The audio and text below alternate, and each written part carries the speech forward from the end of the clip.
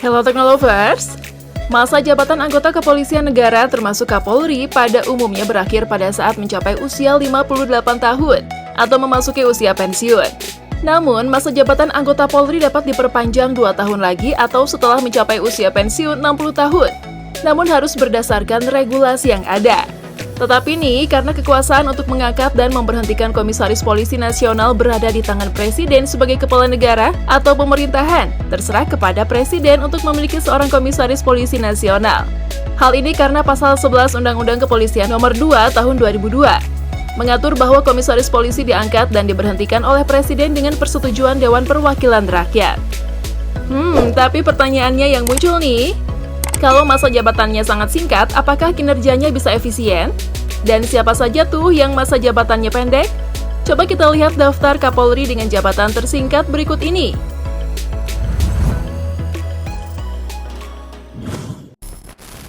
Jenderal Polisi Purnawirawan Rusdi Hardjo.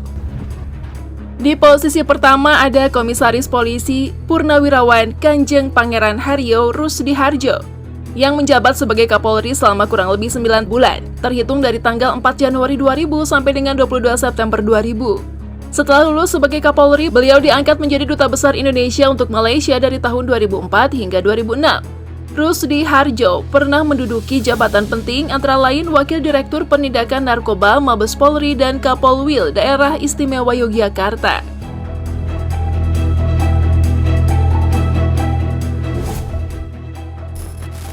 Jenderal Polisi Purnawirawan Idam Aziz. Selanjutnya ada Idam Aziz, yang menjabat hanya selama 14 bulan atau 1 tahun 2 bulan. Pada November 2019, Komisaris Polisi Idam Aziz diangkat menjadi Kapolri. Idam Aziz akan menggantikan Komisaris Polisi Purnawirawan Tito Karnavian, yang dilantik sebagai Menteri Dalam Negeri atau Mendagri. Selain Kapolres Metro Jaya, Idam Aziz pernah menduduki jabatan strategis seperti Kadif Propam Polri, Asisten Kombes Polri, dan Satuan Reserse Kriminal Polri.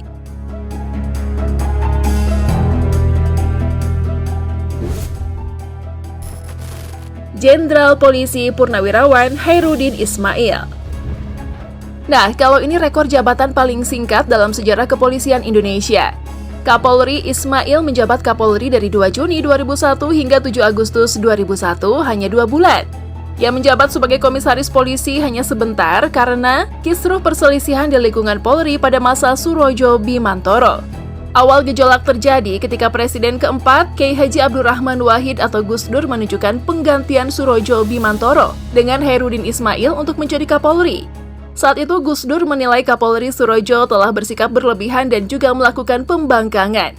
Insiden ini memicu dualisme dalam tubuh kepolisian dan perseteruan Presiden dengan parlemen. Pengangkatan jabatan Hairudin tidak berjalan sesuai rencana. Lantaran timbul penolakan dari 102 orang jenderal polisi yang tidak menginginkan ada politisasi di tubuh kepolisian.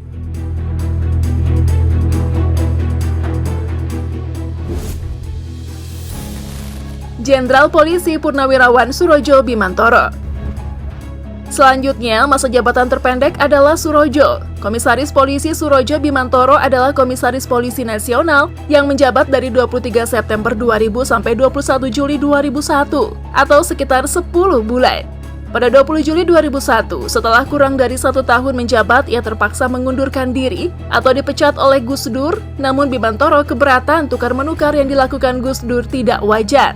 Seperti dirangkum Kompas.com dari berbagai sumber, awal mula konflik antara Gus Dur dan Bimantoro adalah karena dikeluarkannya bendera Bintang Kejora. Bimantoro termasuk yang menentang kesepakatan Gus Dur dengan orang Papua, terutama terkait pengibaran bendera Bintang Kejora. Hal ini diyakini sebagai awal dari keretakan antara Gus Dur dan Bimantoro. Padahal nih ya, Teknolovers, Gus Dur lah yang mengusulkan Bimantoro menjadi Kapolri kepada Dewan Perwakilan Rakyat atau DPR, di mana ia dilantik pada 23 September 2000.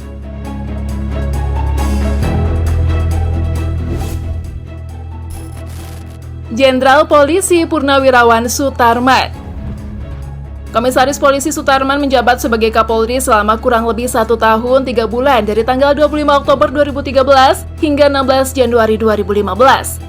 Sutarman dilantik secara langsung oleh Presiden Susilo Bambang Yudhoyono atau SBY di istananya di Jakarta pada 25 Oktober 2013. Karirnya gemilang saat menjadi ajudan Presiden Kiai Haji Abdurrahman Wahid alias Gus Dur pada tahun 2000. Berbagai posisi dan tugas ia emban dengan sukses dan cepat. Dalam kurun waktu 5 tahun, Sutarman telah menduduki jabatan-jabatan strategis mulai dari Kapolda Riau, Kapolda Jawa Barat, Kapolda Metro Jaya, hingga Kapolri.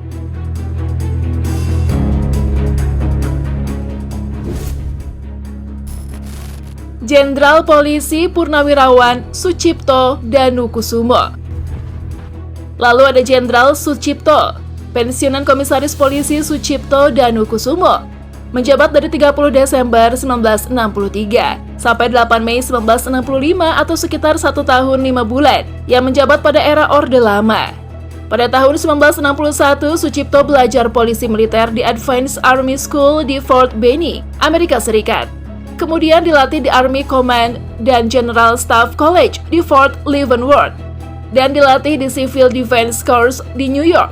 Setelah kembali ke Indonesia, ia dipromosikan menjadi Komandan Brimo Polri Pusat pada tahun 1962. 2 tahun kemudian, Sucipto diangkat menjadi Kapolri pada tahun 1964, menggantikan Kapolri Soekarno Joyonagoro. Ia digantikan oleh Kapolri R. Sucipto Judo Diharjo pada 9 Mei 1965. Ia kemudian menjadi Duta Besar Indonesia untuk Bulgaria dari tahun 1966 hingga 1969, dan kemudian menjadi anggota DPR GR dan MPRS pada tahun 1970.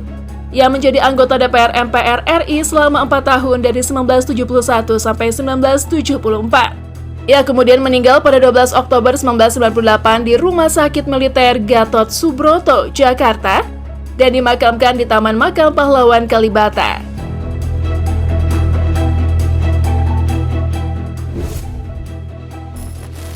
Jenderal Polisi Purnawirawan Badrudin Haiti.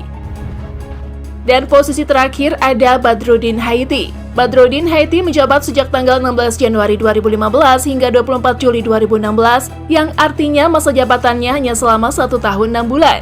Proses penunjukan Badrudin ditunjuk sebagai orang nomor 1 di struktur kepolisian meninggalkan cerita menarik.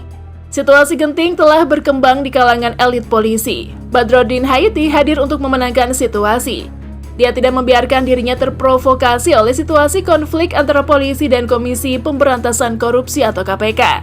Diangkat sebagai Kapolri oleh Presiden Joko Widodo pada tahun 2015. Ia telah berhasil meredakan ketegangan antara KPK dan lembaga-lembaganya. Kehadiran Badrudin selalu menjadi bintang. Meskipun menjadi Inspektur Jenderal Bintang 4, dia tenang dan tenang terhadap semua orang. Sikap inilah yang rupanya menginspirasi Presiden untuk memilihnya sebagai Kapolri saat itu. Badrudin pada saat itu menjabat sebagai PLT lantaran calon orang nomor 1 Mabes Polri Komjen Budi Gunawan yang diajukan Presiden Joko Widodo belum juga dilantik dikarenakan terbukti sebagai tersangka oleh KPK. Atas perkara tersebut, Jokowi pun pada tanggal 17 April 2015 resmi lantik Badrudin Haiti sebagai Kapolri yang baru dan sekaligus kenaikan pangkatnya dari Komjen menjadi Jenderal Bintang 4.